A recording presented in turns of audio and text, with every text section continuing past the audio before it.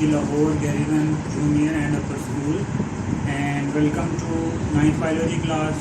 बेटा 9th biology chapter number 7 bio energetics. Last lecture में हमने वो शुरू किया था और उसका जो इंट्रोडक्शन है बेटा जी वो हमने थोड़ा सा डिस्कस किया था। हमने देखा था लास्ट लेक्चर में कि बायो एनर्जेटिक्स आपके पास क्या है, ठीक है, और किस तरह से बेटा इसमें जो एनर्जी ट्रांसफॉर्मेशन है वो होती है और जो एनर्जी रिलेशनशिप है वो किस हमें एनर्जी की ज़रूरत क्यों पेश आती है, फिर एनर्जी को हम किस तरह एक फॉर्म से दूसरी फॉर्म में कन्वर्ट कर सकते हैं। इस तरह बेटा हमने देखा था एक जो मेजर प्रोसेस था सम एनर्जी ट्रांसफॉर्मेशन का एक पूरा जो ग्राफ था वो भी हमने देखा था कि किस तरह से आपके पास जो कार्बन डाइऑक्साइड है उसकी रिडक्शन होती है, ठीक है, और उसकी रिडक्शन के बाद जब प्लांट्स कार्बन डाइऑक्साइड को रिड्यूस करके किस फॉर्म में ले आते हैं, फूड की फॉर्म में, वो फूड फिर जो लिविंग ऑर्गेनिजम्स हैं, जो एनिमल्स हैं, वो क्या करते हैं, उसको कंज्यूम करते हैं, ठीक है, और वही जो फिर दोबारा से पूरा प्रोसेस ये जो सर्कल है ये क्या रहता है, चलता रहता है।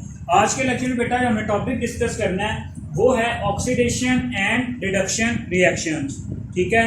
टॉपिक का नेम है बेटा जी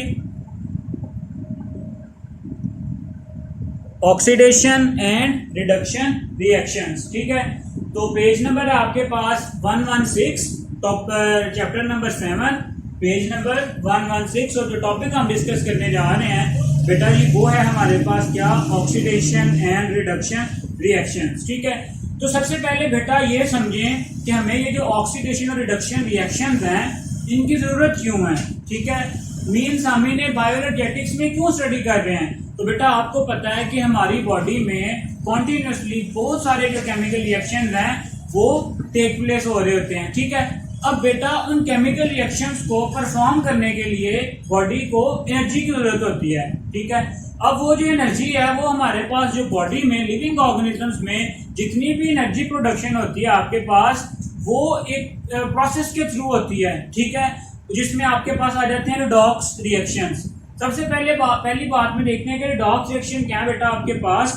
रिडॉक्स रिएक्शंस ऐसे रिएक्शंस हैं जिनमें इलेक्ट्रॉन का या तो ट्रांसफर होता है, ठीक है, गेन ऑफ इलेक्ट्रॉन और भी लॉस ऑफ इलेक्ट्रॉन, ठीक है। तो पहले देखते हैं कि यहाँ पे हमें ऑक्सीडेशन रिडक्शन की जरूरत क्यों है। Various life processes in organism involve constant flow of energy, ठीक है। मैंने आपको बता दिया है कि क्यों जी लिविंग ऑर्गेनिज्म में डिफरेंट तरह के जो केमिकल रिएक्शंस हैं वो प्रोसीड हो रहे होते हैं, जिसके लिए हमें क्या होता है, constant flow of energy is required, ठीक है। अब ये जो कांस्टेंट फ्लो ऑफ एनर्जी है ये किस तरह से होती है। पहली बात तो देखते हैं कि फ्लो ऑफ एनर्जी से क्या मुराद है, ठीक है। इसमें क्या क्या आ जाएगा, इक्वेशन, ठीक है। पहली बात एनर्जी फ्लो को बेटा अगर हम अब डिस्कस करें कि एनर्जी फ्लो बेसिकली क्या है, तो इसमें डिफरेंट जो मैकेनिज्म आते हैं आपके पास। पहला आ रहा है इक्वेशन। इक्वेशन का मतलब होता है रिक्वायरमेंट, ठीक है। इक्वेशन एनर्जी बॉडी को क्यों जरूरत है और कब जरूरत है। दूसरा है आपके पास ट्रांसफॉर्मेशन, मींस के एनर्जी की एक फॉर्म को दूसरी फॉर्म में क्या करना, ट्रांसफॉर्म करना। और थर्ड वन है आपके पास यूज ऑफ एनर्जी। क्लियर हो गया।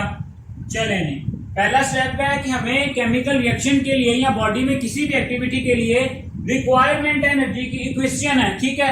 अब जब बॉडी को एनर्जी की रिक्वायरमेंट होगी तो क्या होगा, बॉडी में जो स्टोर्ड एनर्जी है उसको ट्रांसफॉर्म किया जाएगा किसी दूसरी फॉर्म में। लाइक आपके पास एटीपी में जो बॉन्ड्स हैं उनको ब्रेक डाउन किया जाएगा, बॉन्ड्स में जो पोटेंशियल एनर्जी स्टोर है उसको काइनेटिक एनर्जी में कन्वर्ट किया जाएगा।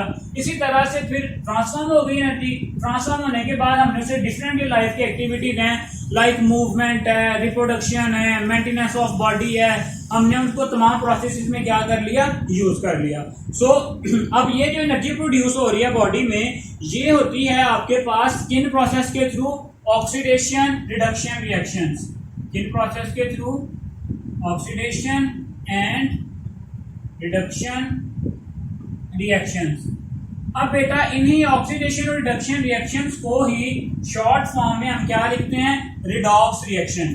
क्या लिखते हैं, रिडॉक्स रिएक्शंस, ठीक है।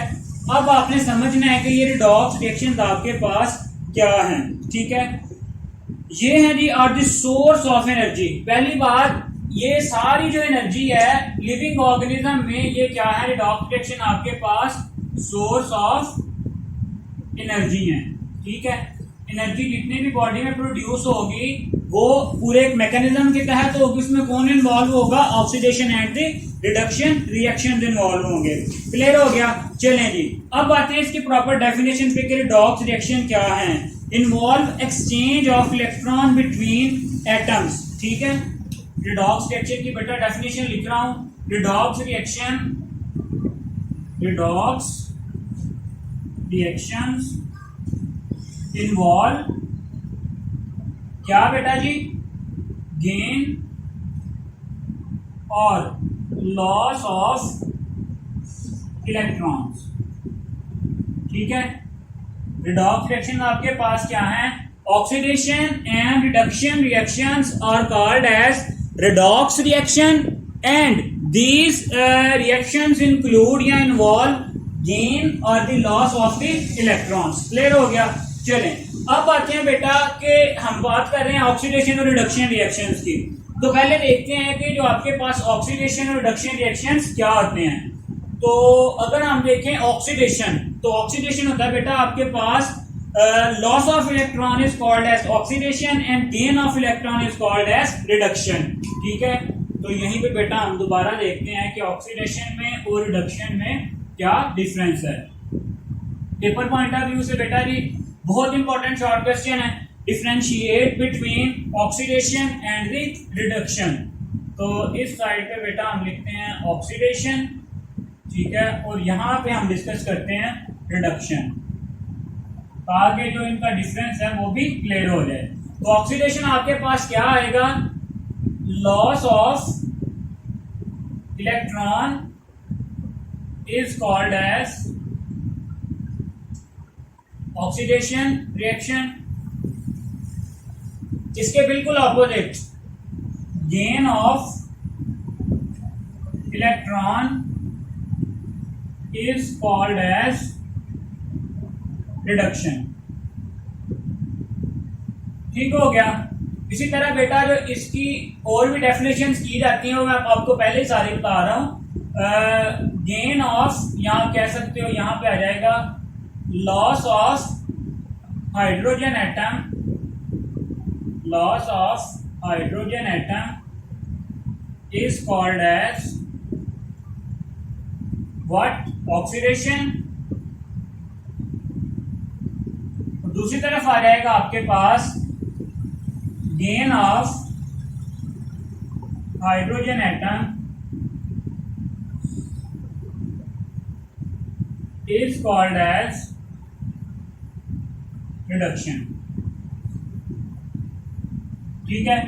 अब बेटा हम यहाँ पे गेन ऑफ इलेक्ट्रॉन भी, लॉस ऑफ इलेक्ट्रॉन भी कह रहे हैं और लॉस ऑफ हाइड्रोजन एटम भी कह रहे हैं। तो यहाँ बेटा अपने बात जो है वो ये समझनी है कि जो है आपके पास हाइड्रोजन एटम है, ठीक है।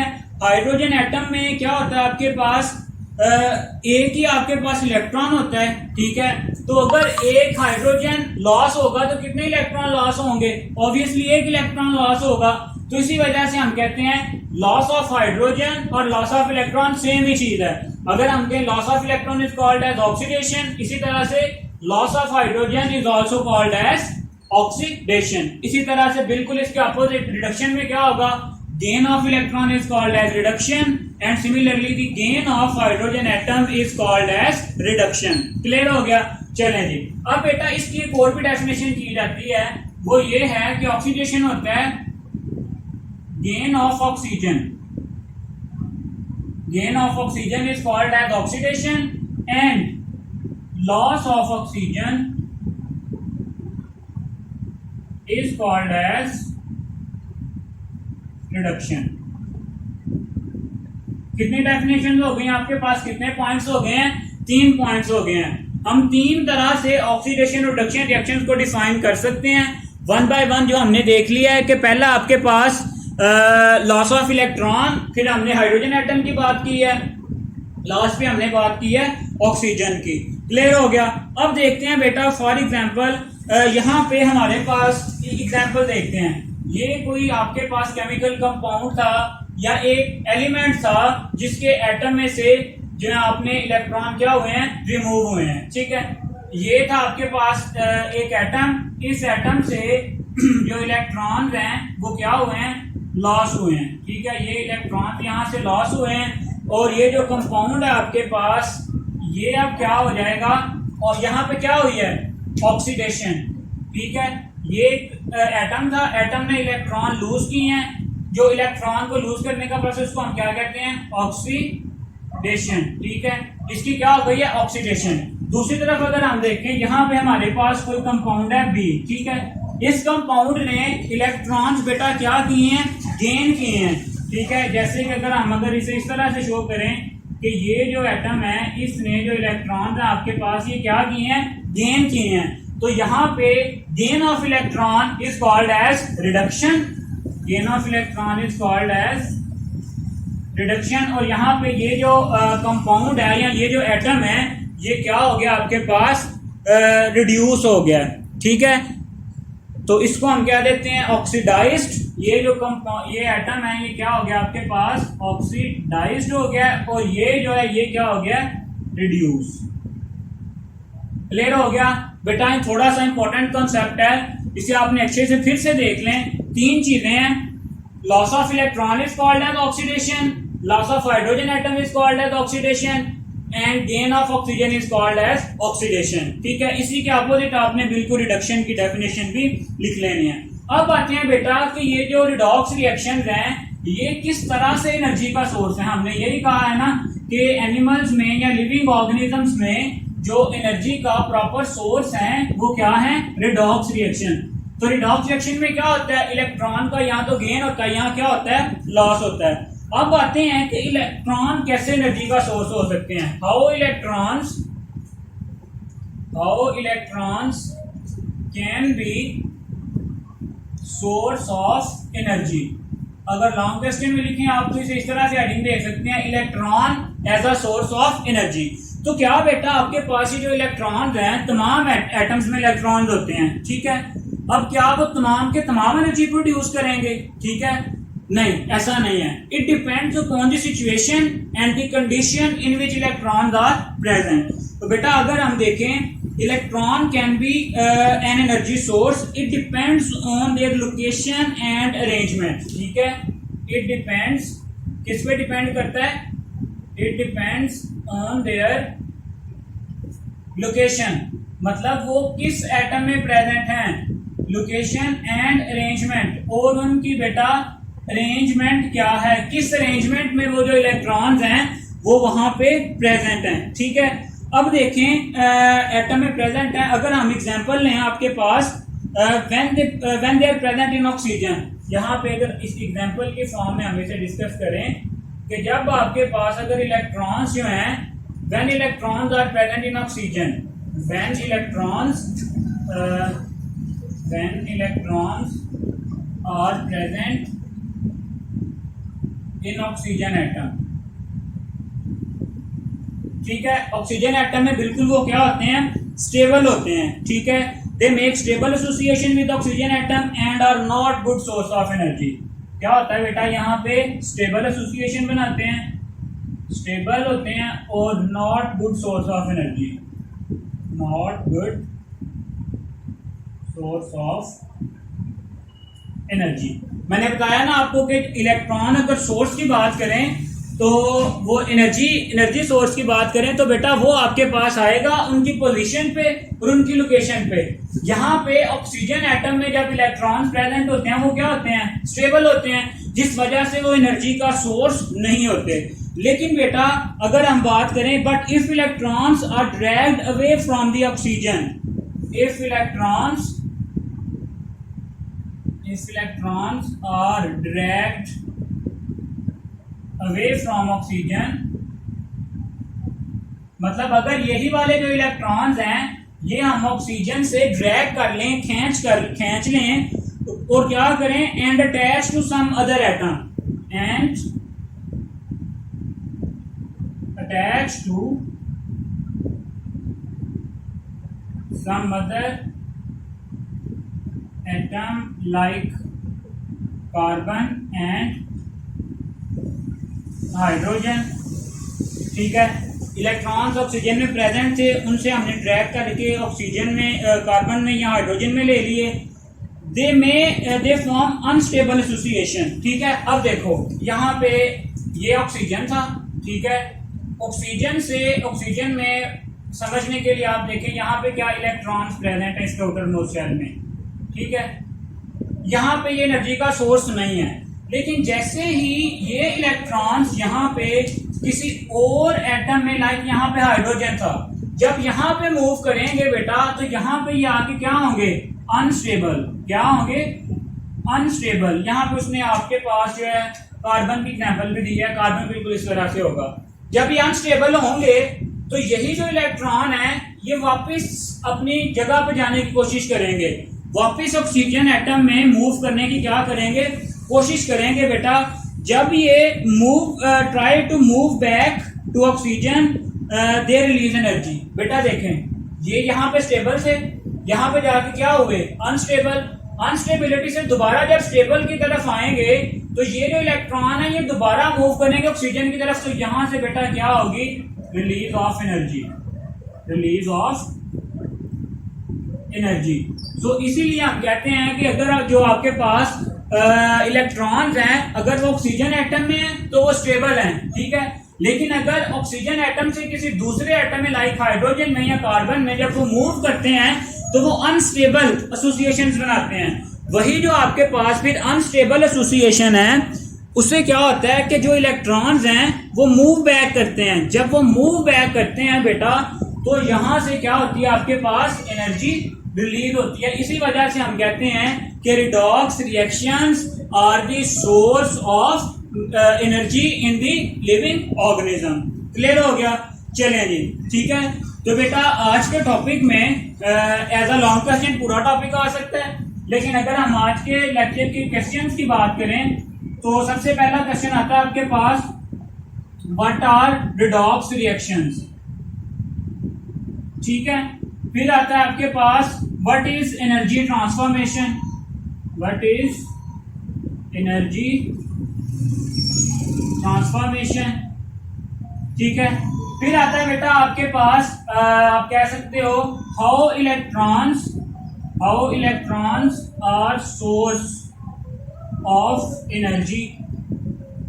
और मोस्ट इंपॉर्टेंट जो आज का शॉर्ट क्वेश्चन है बेटा वो यही है, differentiate between oxidation and reduction. Clear हो गया। ये बेटा 4 शॉर्ट क्वेश्चन हमने डिस्कस किए हैं, और अगर इन चारों को आप मिला के पेपर में लिख लें तो ये क्या हो जाएगा, आपका लॉन्ग क्वेश्चन भी क्लियर हो जाएगा।